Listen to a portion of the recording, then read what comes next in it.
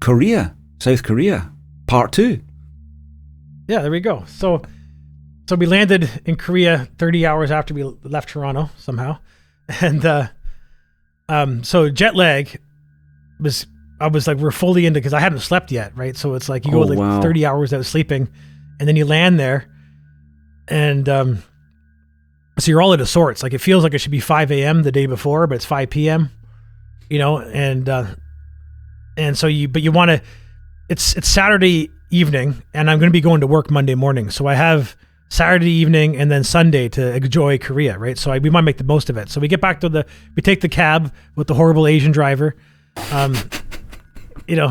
to this place called. You're not gonna let the Asians away with that, are you? You're never gonna let them away with that one. No, absolutely not. They need to figure this out. They do so many things so well. Why can't they drive? Get it sorted.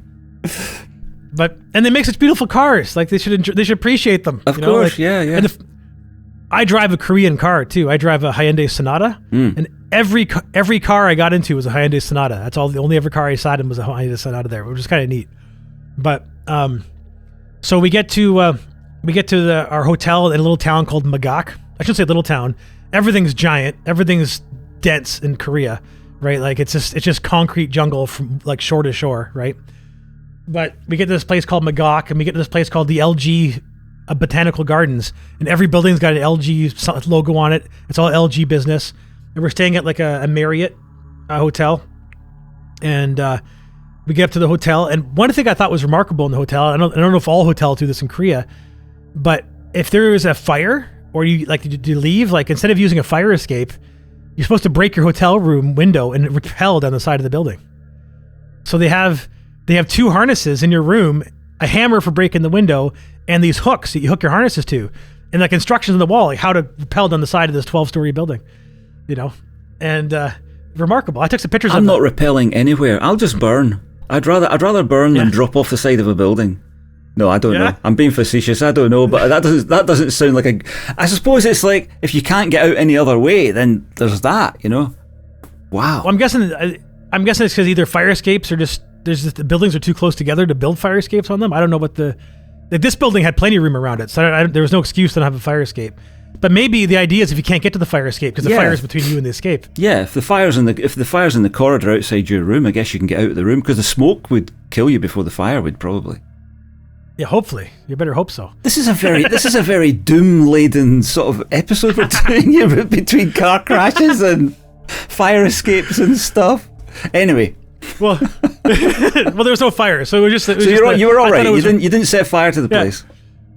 Exactly, yeah. But it was a very nice room and whatnot. So we checked in and we got a quick shower and got into some nice clothes to go out for dinner. And one of the big things I wanted to do in Korea was eat Korean cuisine, right? So first thing I wanted to do was Korean barbecue, right? So we. And what did you know before you went that was there for you to have, or? Oh yeah. As you know, I'm a foodie, right? Like, I'm smoking a brisket right now. I'm smoking beef brisket, pork ribs, and chicken wings today for dinner. I'm serious about my food.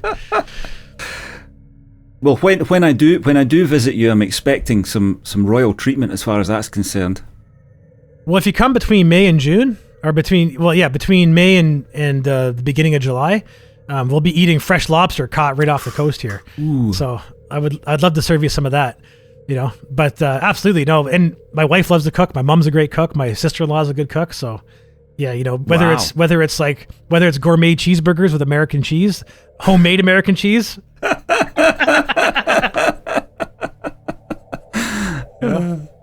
It'll be good. So, so I really want to try a Korean barbecue. And the way Korean barbecue works is you're sitting at a table, and in the middle of the table, there's this hollowed out spot with like a metal bowl in it. And when you sit down, the first thing they do is they bring you a bowl of hot coals, and they drop the hot coals inside the bowl, and they put a grate over it for you to cook your meat on, and they bring you a bunch of raw meat, and you just cook your chicken or your beef or your pork. All right, so you have it the way you want to have it. Yeah, and then you have like these little bowls of sauces and kimchi and everything around to eat with it, and salt and different spices. Now is that what you get in Canada if you go to look for it? Could you get that somewhere? Well, now that I know what to look for, yes. Like there's apparently one place in Halifax that does it. Right. So, but you hadn't had it. Not like that. No. So you knew about this before you went, and you're looking forward to it. Exactly. Yeah. Right. Yeah. Yeah. So, so we went to. I had picked out a restaurant before we left. I wanted to go to, but when we got there, it was full, and there was a kiosk at the front of the restaurant where you're supposed to like reserve it, but you need a Korean phone number to put your name on the list. And so I kept trying to put my phone number in, and it wouldn't take it. So I couldn't. So we had to just go back there at some point when there was less people there. But we didn't end up going there, unfortunately. We walked by twice and then ended up going in. But we went. So we just started walking around until we found a place that had empty seats. And we came in, and first thing we say, because we weren't used to using our phones for translating yet. So we're like, does anybody speak English here? And some guy who was eating there jumped up and said, I speak English. I'll take care of you. And he comes over and he tells us how to order the food and starts demanding things to the owner and the waitress. Like, He's like, you drink sake? I mean, not sake, sorry. Soju? You drink soju? And I'm like, yes, we'll drink some soju and beer. 'Cause you're supposed to mix it together, right? That's the way they do it there.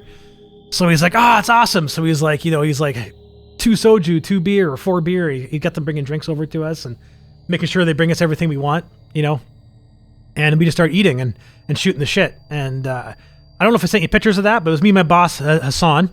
And we were having a great time, drinking soju and beer and eating. This is a barbecue chicken place, so we were eating like chicken necks and chicken thighs and just different parts of the chicken, and it was really good, And then we ended up walking around and stopping at different bars and having a drink here, a drink there. I went and bought a pack of cigarettes because I like when I'm drinking, I like to smoke.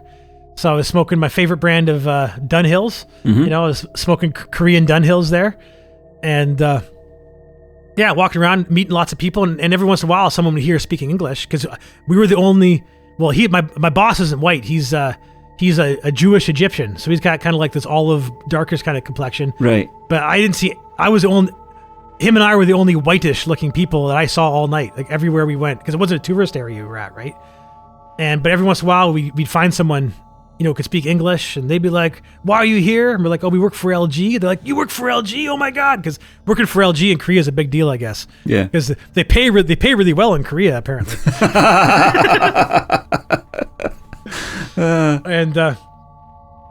So we had a good time just going from, bar to bar and just, eating things here and there. We're getting lots of soup. At one point, I ate a bunch of fried chicken skin. I didn't know what it was. I was at the menu. I was like, give me that. And it was just a bunch of chicken skin that was battered and deep fried. Oh my, and with some sort of sweet, they put sugar on it before they fried it. Man, was it good. Oh my God, was it so good. And so then we went back to our rooms late, like midnight sort of thing, got up nice and early for the continental breakfast, and it was a beautiful breakfast buffet. And then we hit the town the next day. So that was the first cab ride from the hotel to the market that's when I puked because this guy was driving like an idiot and I probably had a few too many drinks the night before. So I puked right on a crosswalk, which I was really embarrassed about, because I was telling him to stop. He couldn't understand what I was saying. I'm like, stop the car. And he's like, he keeps going faster and faster. And I'm trying to open the door and he can't because he has the child lock turned on. So he can't open the doors because I'm on the driver's side. So he doesn't want me to get out in traffic. I can only get out the passenger side. So I open the window, unlock the door, reach around and open it from the other side. And then he stops the car. And then as soon as I get out, I puke. He gives me a bunch of wet naps. Oh, wow. So I can wipe my face. It's like I puke in my beard and everything. Oh, God. And so I get myself cleaned up, and then we get back in the car and we keep going. And we go right to this place called the Wangjang Market, which is like this proper Korean market. And that's where I ate the octopus, the live octopus. Oh. And, well, I should say ate it live. It was alive a few seconds before I ate it. Oh, right? So no, I couldn't do that. I couldn't do that. They cut it up and put it on your plate, and the tentacles are still crawling around, and you're catching them with your chopsticks and eating these tentacles, and you have to chew them up so they don't crawl back up your throat and choke you and stuff. And really, and we're eating these like really. It was delicious. I really enjoyed it. Delicious. I thought there were some things I wasn't gonna eat. But I wasn't planning on it. It's like I saw other people eating these crawling octopuses on their plates, and I was like, I gotta eat that. I can't not try that. Oh, you and I are so different as far as it comes to that. It really I know. is. We're really different. Everybody I've told has been like, I can't believe you did that, except for the Korean guys. They're like, of course you ate the octopus. What else did you eat? And I'm like, nothing, just because guys were eating raw shrimp and raw lobster, and I was like, I can't do that. Like, it's too slimy for me. But at least the squid, like the octopus, is still like it's tough, it's meaty, like it, it doesn't taste like it's raw. Like it's like eating. Have you ever had sushi before, like raw fish? No, I can't do that either. No. No, eh? Okay, well, because like raw fish, I think is delicious. I prefer raw fish over cooked fish because it tastes so good raw. And I think squid's that way now for me too. Is it squid or is it octopus? I don't know the difference. Octopus, I guess. It was an octopus. I'll send you a video of it. Oh, I took a video of the one I ate. No, don't do that. No, please. No, it was before I ate it. It was in the one in the aquarium. But I'll then know that you ate. Oh, no, don't send me a video of it. Oh God. Because I sent the video to my friend. My friend's like, yeah, it's a big deal. It's an octopus. I'm like, I ate that. He's like, so? I'm like, he was still alive when I ate it. He's like, oh my gosh. That's like eating a puppy. That's like eating a puppy or a... Well, not in Korea, it's not. That's like, puppy's like eating a chicken in Korea. Yeah. I mean, you're eating stuff anyway. We eat stuff all the time that was living, but you're not used to it living on your plate as you're eating it. It's like, yeah. Well, here in Nova Scotia, we eat raw oysters that they're living right before you eat them. Like because they're in the shell, they're alive, and as soon as you crack the shell, they die, and then you eat them. Right? Yeah, like I think we do. I think we do that here in some places. Yeah, I think that's a thing. Probably. But if they're not actually living, they're very fresh. You eat them with lemon juice here. That's what you do. But I've never had one. Lemon juice. I couldn't do it. I couldn't do that sort of stuff. I'm very, very, very, very conservative when it comes to food. I understand. But and for me, like my grandfather Mac, the cool grandpa, he's like, he fed me a raw oyster before I can remember. Like I went to Florida with my grandparents once when I was about Mackenzie's age. And he brought me to his favorite bar where he was like, first name basis with all the waitresses and the owner and everything. A place called Krabby Bill's. And I guess Bill was there. Krabby was there, Bill. And he was like, Bill, this is my grandson, my first grandson. I want you to meet him. His name's Chris. He's like, what can I get your grandson? He goes, I want him to have a beer and an oyster. and I guess Krabby goes, I can't give him a beer. So I guess he took a shot glass and put root beer in it. And then gave me a raw oyster. And I guess I took the root beer and drank it. And then I took the oyster and I spit it. Apparently I spit it right in Krabby Bill's chest. It was raw oyster. And that was a story my grandfather told me anyway, because I don't remember it. Yeah. But yeah, so that was, so they've been with me for a while. And I remember eating them in Florida when I was 10 years old, when I was 12 years old. Yeah.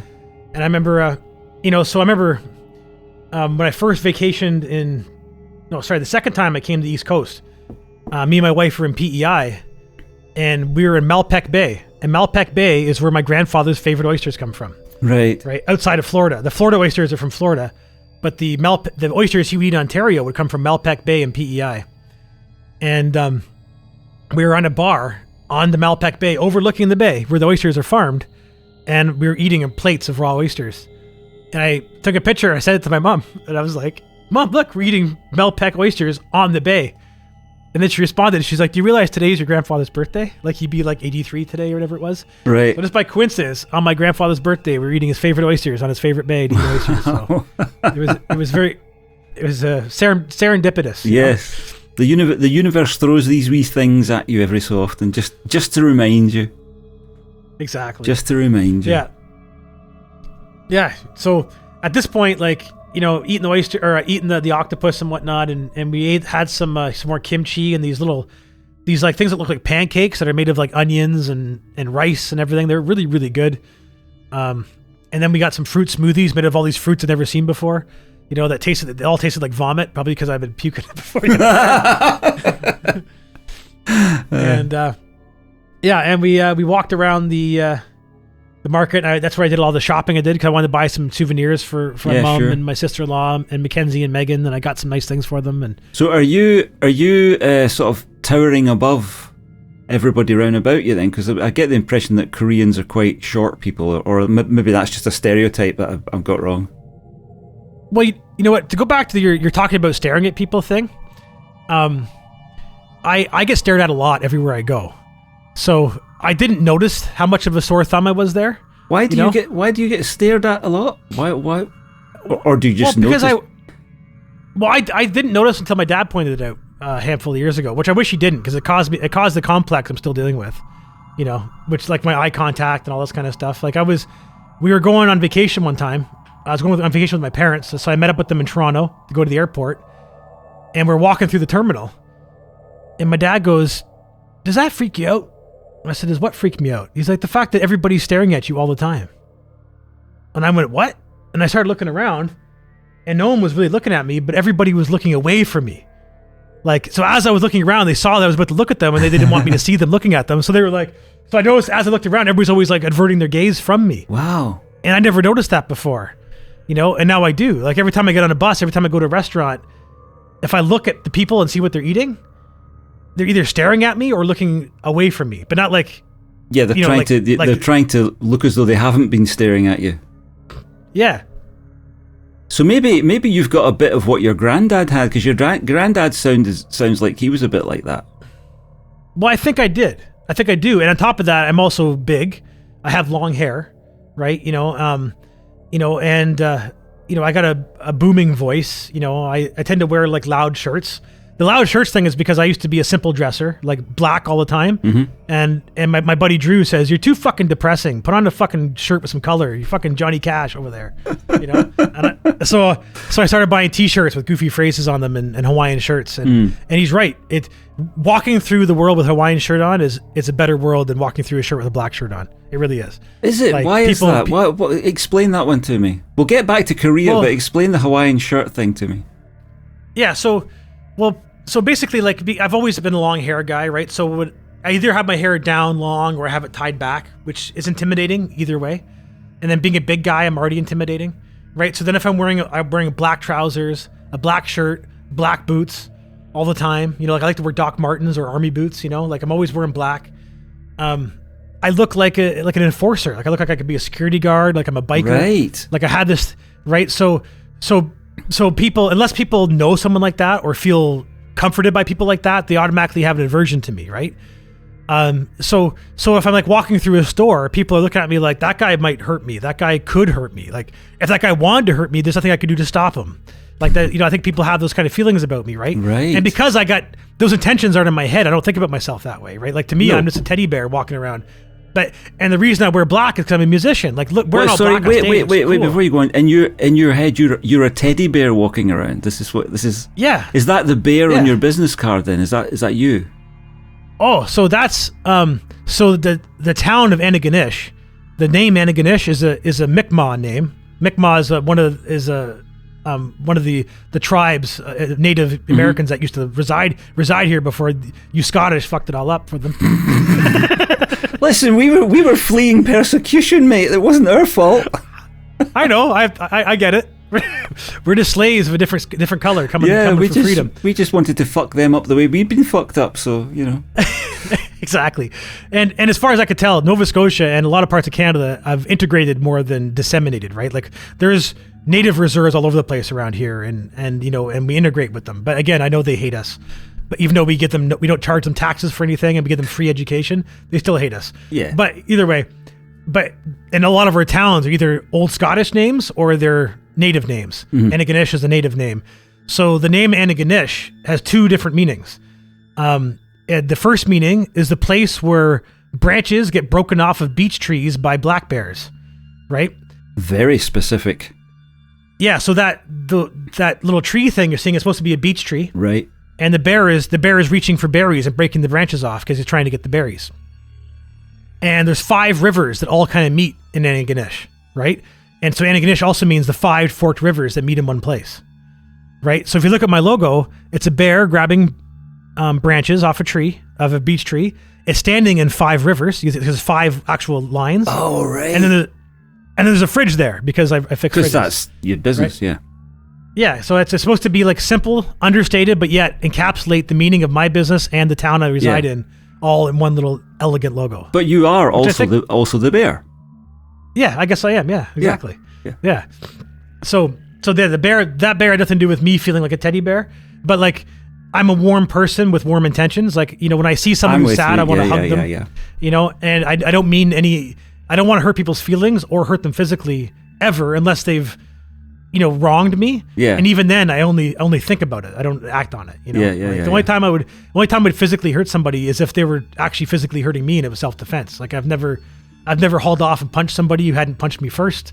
I've never, you know, and if I've hurt your feelings, 99 times out of 100, it was purely accidental. Like I did not mean to do it, you know? So, but yeah, so that's what that is. So yeah, so I was this big, dark, brooding character who dressed the way I dressed because it looked good on stage, right? Because my wardrobe always dictated my recreations, right? Like before I was a musician, I was more of a golfer. So most of my wardrobe was golf shirts and khakis, right? Right. You know?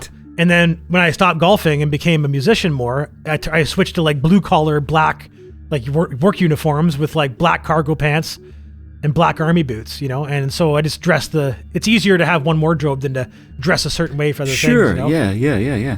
But I've always envied guys that wear Hawaiian shirts, even though people think they look kind of goofy. Some people do. Whenever I saw a Hawaiian shirt, I thought, man, I wish I had the balls to wear a shirt like that, you know? And then when my friend told me I should dress more colorfully, I was like, you're right, I should. And I remember around the same time I was going on vacation. And I remember my parents going like, you can't just wear black shirts when you're in Mexico all week, right? So I went and bought some Hawaiian shirts before going down to Mexico because I wanted to feel more like I belonged there and not be so hot. And within a year, my closet was full of Hawaiian shirts. Like I buy a new Hawaiian shirt now, like at least one a year. I add one to the collection, you know? Yeah. And it's just, I got some that are wearing out. I even have some that are actually from Hawaii that a customer gave me one time because I was at a customer's house one day and he was a big guy. He was bigger than me and he had this beautiful Hawaiian shirt on. And I said, that is one of the best Hawaiian shirts I've ever seen. He goes, it should. It's from Hawaii. Because most Hawaiian shirts I have are from Indonesia or India or China or something. Yeah. And I was like, wow, actually from Hawaii? Like they had like little handmade buttons on it and everything. And like it was hand sewn. And he goes, what size are you? And I forget. I was like, I'm 2X or something like that. He goes, I got some shirts that'll fit you that I don't wear anymore. And he gave me a few of his Hawaiian shirts from Hawaii. Oh wow! And they're my. I was wearing one of them yesterday, but like they're falling apart. Like where they're sewn, like hemmed. Like the bottom half is separating, and it's like becoming two pieces of fabric. You know? It's, you know, and like the buttonholes are too big for the buttons, and they've been fixed more times than I can count. Yeah. They're becoming raggedy, but I don't care. I'll still wear them. They look great by the beach. It's sad when a treasured piece of clothing wears out. I had I got two bits of clothing when I was in San Francisco. I got a hoodie that says San Francisco on the front, rather originally, a grey one, not very exciting. I've still got it and I still wear it. It's like hanging up there. I still wear it every day if I need to during the summer. And I got a tie-dyed t-shirt that was just this beautiful tie-dye. It was beautiful. Rainbow sort of thing, you know, typical San Francisco thing. And over the years, and it had this wonderful crocheted, I guess it would be machine made sort of logo, peace logo, I think, or something on the front. And there was a girl that I used to work with who used to wear hers into work, and I wasn't brave enough to wear mine into work, but she could wear hers to work. And so we had many conversations about these wonderful shirts. But it wore out. But I saved the stitched logo somewhere. I don't know where that is now. But the shirt slowly decayed over time. It's so sad to watch it just disintegrate. Every time it's washed, it got a little bit worse for wear.